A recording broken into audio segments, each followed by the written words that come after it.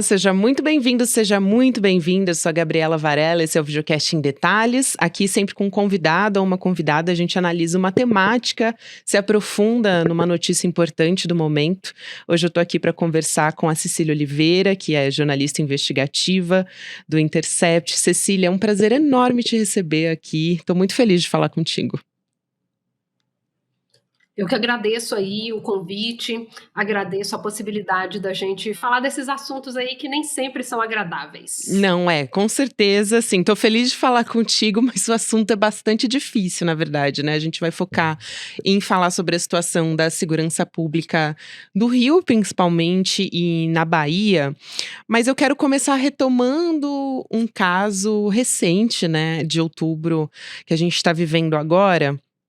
E primeiro pontuar que Jequié, hoje, é uma cidade da Bahia que é a mais violenta, né, do Brasil e, coincidentemente, um dos 3 médicos que foram assassinados lá no dia 5 de outubro, no Rio de Janeiro, morava em Jequié, o Perseu Almeida. E aí, horas depois que o Perseu foi assassinado lá no Rio de Janeiro, aconteceu uma chacina justamente em Jequié. E as vítimas, né, faziam parte de uma família cigana, 6 pessoas que foram mortas, entre as vítimas, inclusive, uma criança, se eu não me engano, de 5 anos de idade, e uma mulher grávida também, já com 9 meses. E a segunda coincidência é que o Rio e a Bahia fazem parte aí dos estados mais violentos do Brasil hoje. A Bahia lidera, inclusive, o ranking de mortes violentas e ambos também têm a letalidade policial muito grave. Começo te perguntando então, Cecília, fazendo aqui essa digressão para a gente conseguir entrar nessa história. Como que a gente chegou nessa situação nesses 2 estados? E interessantíssimo que, do ponto de vista político, a gente tem um governador no Rio de Janeiro que é bolsonarista e na Bahia um governador do PT. Aliás, o PT que está lá há quase 20 anos, né? Essa é uma ótima pergunta para poder começar a falar desse assunto que é complexo, ele é multifacetado e não raramente tratado com negacionismo. Foi uma triste coincidência isso da gente pensar que um dos médicos assassinados no Rio de Janeiro, naquela chacina que aconteceu na Barra no início do mês, é exatamente de Jequié, a cidade baiana que está no topo ali das cidades com o maior índice de homicídios do país, né? E isso nos traz assim para uma mesa de debates que unem 2 estados, Nordeste, Sudeste, um governado há muitos anos por um partido de esquerda, o PT, e o outro que vem sendo governado por partidos de direita e centro-direita que, né, até troca o partido, mas eles estão sempre coligados. O que nos leva a entender que, apesar das diferenças ali no cerne da constituição dos partidos, a política de segurança, a gente está no mesmo lodo, né? Inclusive, a Bahia tirou do Rio de Janeiro o posto ali de campeã em mortes perpetradas por agentes de segurança pública. Então, assim, tá difícil. Exatamente. E aí, falando especificamente sobre esse caso, né, a Fogo Cruzado mostrou que a Zona Oeste, onde aconteceu esse crime, concentra 1/3 das chacinas no Rio de Janeiro que aconteceram em 2023. E a gente sabe que a milícia e o tráfico estão há algum tempo já, né, isso é história, em disputa. Você pode explicar um pouco sobre isso? E aí eu também aproveito para perguntar, porque nas redes sociais você fez um post muito interessante, falando sobre como não é absurda essa linha de investigação que é da polícia, que partiu da Polícia Civil do Rio de Janeiro, sobre esse médico ter sido confundido com um miliciano. Pois é, a Zona Oeste do Rio está em disputa realmente há muitos anos, e assim, vamos dizer que mais incisivamente desde 2018, quando inclusive houve a intervenção militar aqui na segurança pública do Rio. Então, aquela batalha dentro de milícias e de milícias com traficantes tem deixado os moradores da região ali em desespero praticamente constante, né? Você mencionou aí os dados do fogo cruzado e só esse ano, comparando com 2022, a gente já teve mais de 50% de aumento no número de tiroteios e praticamente dobrou o número de mortes. Então é uma situação extremamente crítica. E por que isso está acontecendo? As milícias ali daquela região, elas racharam. Acho que o pessoal pode ter acompanhado ali que a morte do Eco, que era um dos grandes procurados, chefe de uma das maiores milícias do Rio, que inclusive já era racha de outra milícia. Então, elas estão sempre quebrando e se rearticulando. Então, o irmão do Eco, o Zinho, e um ex-parceiro dele, o Tandera, eles se separaram ali e começaram a disputar essas áreas. O Tandera, na verdade, já tinha meio que brigado com o Eco antes dele morrer. Então, depois que ele morreu, ele passou a disputar incisivamente com aquele que seria, vamos dizer assim, o herdeiro, né, das áreas, o irmão do Eco, o Zinho. Então, assim, com essa disputa entre as próprias milícias, o Comando Vermelho olhou e falou: interessante, eles estão brigando entre si, vou aproveitar que eles estão ali dispersos e concentrados entre si e vou entrar nessa disputa. Porque aquela área da Zona Oeste, ela tem pequenas ilhas onde há tráfico ainda, a maioria é de fato milícia. Então o Comando Vermelho viu nessa possibilidade a chance de dar um jeito ali e virar esse jogo. Então, assim, essa disputa, inclusive, não se restringe a favelas, né? Então a gente viu que esse crime aconteceu ali, em frente a um hotel de luxo, numa das vias mais movimentadas da região. Então é isso. Esses crimes acontecem em qualquer lugar. A gente tem que lembrar que, assim, para quem não é do Rio de Janeiro, a gente tem aquela área onde transita todo mundo, né? Aeroporto, Santos Dumont, Copacabana, isso fica aqui. A Zona Oeste, você precisa de dar uma volta muito grande. Assim, se você for de metrô, é 1 hora. Então, assim, é uma distância considerável. E muitas das vezes você não tem nem notícia do que passa ali, né? Inclusive porque o jornalismo, mesmo o jornalismo que a gente vê assim cotidianamente, ele não reflete tanto assim essas situações que a gente sabe, né? O pessoal gosta de ver as áreas mais abastadas, moram nas áreas mais abastadas e dão notícias sobre essas áreas também. Então, essas disputas fogem daquele nosso imaginário de criminalidade do tipo, não, isso acontece muito longe, isso acontece só em favela, e na verdade não. Né? Inclusive, a gente já teve outros grandes crimes desse jeito, assim, com explosão de bomba, atentados em grandes vias na Zona Oeste e que foram notícia na época. Então, assim, não é tão anormal. A gente é que esquece mesmo. Então, tem vários exemplos, inclusive, né, de milicianos que foram assassinatos. Teve o Diote em estacionamento de um shopping. Teve também um outro que estava envolvido no caso Marielle também, que foi morto quando ele estava indo comprar passarinho. Assim, um caso bem, assim, específico. Mas não existe, né, porque as pessoas acharam que, mas um miliciano estaria sozinho, sem segurança. Então, sim, é bastante comum que isso aconteça, né? É mais comum do que a gente imagina. Teve, inclusive, posts, né, nas redes, onde eu vi muita gente comentando, não, tem que ser planejado. Como assim? A pessoa vai sentar de costas para a rua? Ou, não é impossível, como é que ele andaria sem segurança? A gente precisa levar em consideração uma coisa que a Zona Oeste é deles. É deles. Então, assim, eles transitam por aquela área tranquilamente, mas não só a Zona Oeste. A gente já teve esses atentados, essas execuções em Copacabana, por exemplo, sabe? E é isso, a pessoa vai chegar e vai matar. Vai matar.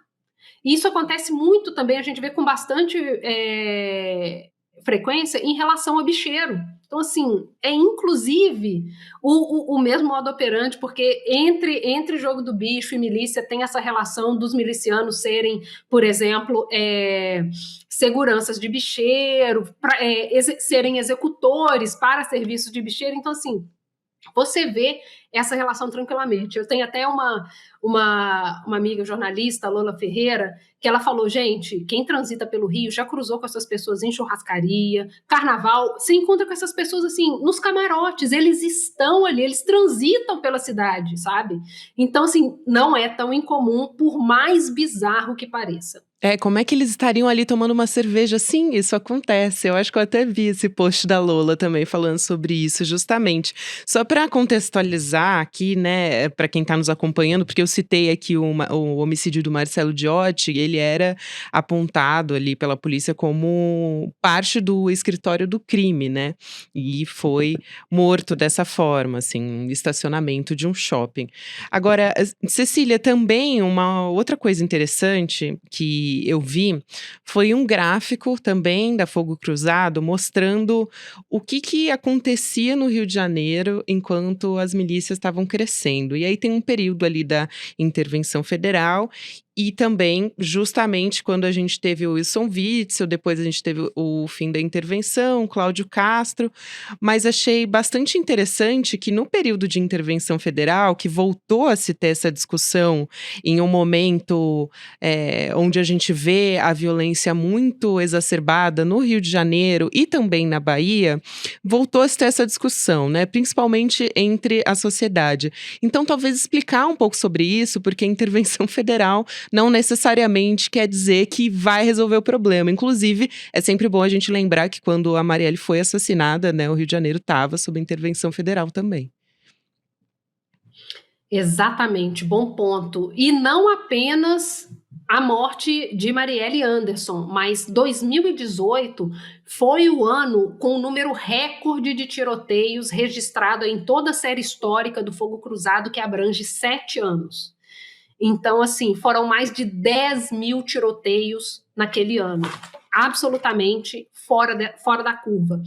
E isso mostra algumas coisas. Por exemplo, as milícias já estavam se mexendo, como eu mencionei aqui já no papo. Mas, apesar delas já estarem nessa movimentação, os índices de criminalidade, inclusive apontados pelo próprio Instituto de Segurança Pública, não justificariam uma intervenção, que foi, assim, abraçada pela imprensa de uma forma, assim, misteriosa, porque não tinha dado, não tinha situação, e assim foi. E foi, né? E, por exemplo, pensando estritamente na Zona Oeste, inclusive, a Vila Kennedy, que foi, né, eleita o exemplo da intervenção, eles chamavam de laboratório da intervenção. Foi o bairro com mais tiroteios naquele ano, já era o bairro com mais tiroteios, permaneceu e continuou como o bairro com mais tiroteios da região metropolitana do Rio, né? Mostrando aí a ineficácia dessa medida. E hoje a gente pode ver, porque inclusive o interventor Braga Neto está sendo investigado por licitações mal feitas ali naquela época e um monte de gente está sendo investigado no meio desse bolo. Mas pensando aqui em relação aos números, é isso, a gente teve ali em 2018 esse pico. Mas o que a gente precisa, inclusive, pensar um pouco antes de 2018 é que, 10 anos antes, houve a CPI das milícias. Ali foram identificados quem, onde eles trabalham, quantos são, é político, é policial militar, é bombeiro, é policial civil, foram identificados vários nomes. O pessoal deve lembrar que em 2008 também foi o início das UPPs. O que isso quer dizer? A gente teve ali, né, em 2008, um plano de segurança pública que não ouvia, que não abrangia o maior problema identificado até então, as milícias. E nenhum plano de segurança depois disso, assim, focou em milícia. Então, houve ali a CPI, houve as UPPs, todo mundo só falava de UPP, UPP isso, UPP aquilo, vamos resolver, beleza. Não resolvemos, né? Porque o plano era todo furado. Eu nem gosto de chamar de plano, gosto de chamar de programa, porque é uma coisa tão pontual que é isso. Voltamos para o zero.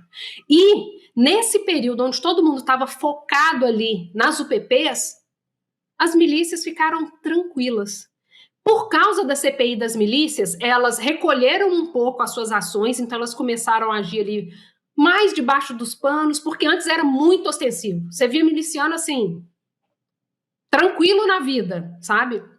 Então eles passaram a agir mais tranquilamente, mas ganharam muito, muito, muito espaço. Então, assim, nos últimos 16 anos, as milícias avançaram 400% na área do Rio de Janeiro. Né? Esse foi um estudo feito pelo Fogo Cruzado e pelo GNI da UF. Então, assim, elas ficaram muito tranquilas. Quando Marielle é executada, ou seja, uma década depois da CPI das milícias, que a gente realmente assim ouviu falar de milícia de uma forma mais cotidiana, assim, o Rio já estava tomado, já foi, né? Então, esses gráficos que você mencionou, inclusive, mostram essa situação, que é o reflexo do não, mais uma vez, de não focar o planejamento de segurança pública na realidade, nos dados, nas informações. Houve uma CPI e ninguém colocou essa CPI no planejamento de segurança pública. Então, você viu ali o impacto disso nos governos do Cabral, do Pezão, aí vem, sai essa dobradinha, entra o Witzel, entra Cláudio Castro. o Castro, e foi indo. Tanto é que agora, na gestão do Castro, foi quando a gente teve as maiores chacinas policiais da história do Rio de Janeiro. Ou seja, né? E lembrando que agora com Castro, né, a gente não tem Secretaria de Segurança Pública, a gente não tem plano de segurança pública, a gente não tem o GAESP do Ministério Público. É sempre bom trazer o Ministério Público para a conversa, porque eles têm a responsabilidade de fiscalizar o trabalho policial, né? Então, assim, o buraco que a gente tá é fundo. É fundo, e aí eu quero perguntar, recentemente nessa semana que a gente está gravando, que é a semana do dia 11 de outubro, a gente teve o Ministério da Segurança Pública anunciando aí em Programa Nacional de Enfrentamento às Organizações Criminosas e para dar autorização de ações específicas de segurança pública no Rio e na Bahia, que é o tema aqui da nossa conversa, né? E desde então a gente teve mega operações, né? Aquela coisa, helicóptero, drone, policiais entrando em comunidade, a gente já sabe como é que é o modus operandi. Mas a gente não teve um saldo muito positivo, assim, um retorno a respeito disso. Também não é uma novidade, mas acho que chama muito a atenção justamente porque se mobilizou para isso. E também a polícia dizendo, né, que os agentes estão pacificando os territórios. Então é um discurso bastante antigo também, acho que vale a pena você falar sobre isso. E a Polícia Federal também, nessa mesma semana, fazendo uma ação ali em que ela conseguiu confiscar quase 50 fuzis numa mansão na Barra da Tijuca e não precisou dar nenhum tiro, não precisou de drone, não precisou fazer uma mega operação. Isso também justamente depois de uma mega operação com mais de 1.000 policiais mobilizados. Então, queria te ouvir a respeito disso. E, por outro lado, também quero fazer uma comparação aqui com a Bahia e te perguntar, né, porque a gente já está chegando ao final e eu sei que você está com um tempo apertado, Cília, mas acho que vale a pena você explicar essa forma de agir que é bem diferente na Bahia, né, porque você explicou aqui muito bem como age e como a milícia, né, e as facções criminosas estão numa disputa histórica. Na Bahia é diferente, né? É bem particular e as facções criminosas elas chegam até a fazer alianças em alguns casos. Então, apesar de serem problemas bastante graves, os dois estados são completamente diferentes, né? A forma de atuação. Nessa última semana, a gente teve assim um combo do que é a segurança pública e de como ela é tratada com negacionismo, né? A gente teve, por um lado, o Ministério da Justiça e Segurança Pública anunciando um plano de enfrentamento a organizações criminosas, mas sem mostrar esse plano no sentido do tipo, não existe um documento que mostre, olha, as ações serão essas, os objetivos são esses, cada ação custa X e tem conexão com A, B e C. Não estou falando do planejamento do tipo, a polícia vai chegar no lugar tal hora. Obviamente não é isso, né?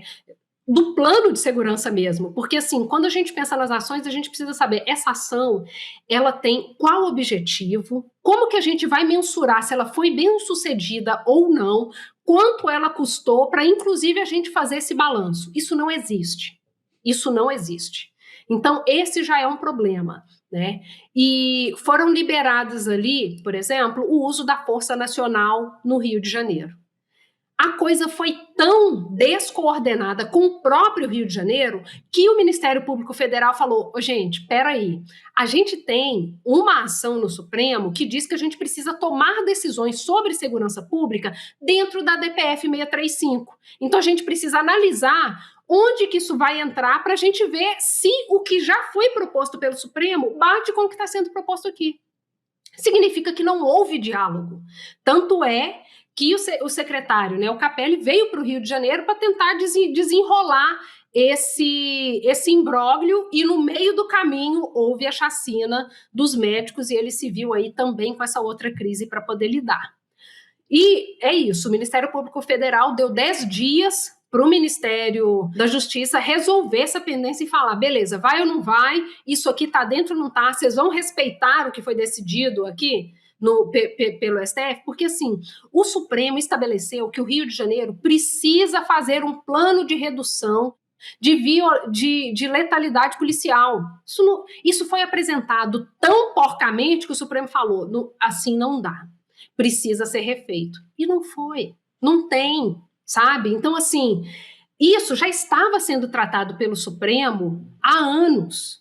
E o Ministério da Justiça não conversou com o Supremo, e não conversou as ações não conversam entre si. Então, isso mostra uma descoordenação, mas também mostra que a segurança pública é feita do tipo, tive uma ideia, e se a gente mandasse a Força Nacional? Porque isso não tem ancoramento nas ações, nos dados e nas leituras de cenário já feitas. Tanto é que essa operação está sendo feita ali no Complexo da Maré. A Maré nem no top 5 regiões com mais tiroteios do Rio. Pra você ter uma ideia, assim, né, dá mais disputa. Se a gente fosse olhar hoje a região que está crítica e que precisa de uma atenção específica, é a Zona Oeste.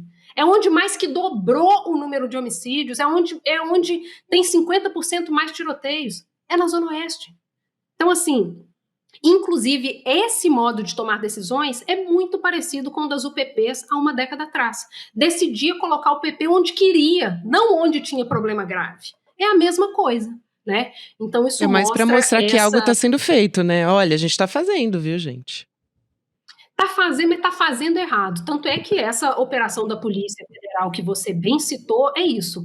Apreendeu 600 de fuzis numa casa de luxo, não era uma favela, não precisou de um helicóptero e 1.000 pessoas para poder ter uma operação com muito mais efeito. Está entendendo o que é planejamento? Porque é isso, houve um planejamento, ele foi executado, não saiu matando os vizinhos do dono dessa casa, né? Não teve bala perdida, houve apreensão, então você consegue mensurar o resultado e o gasto da operação.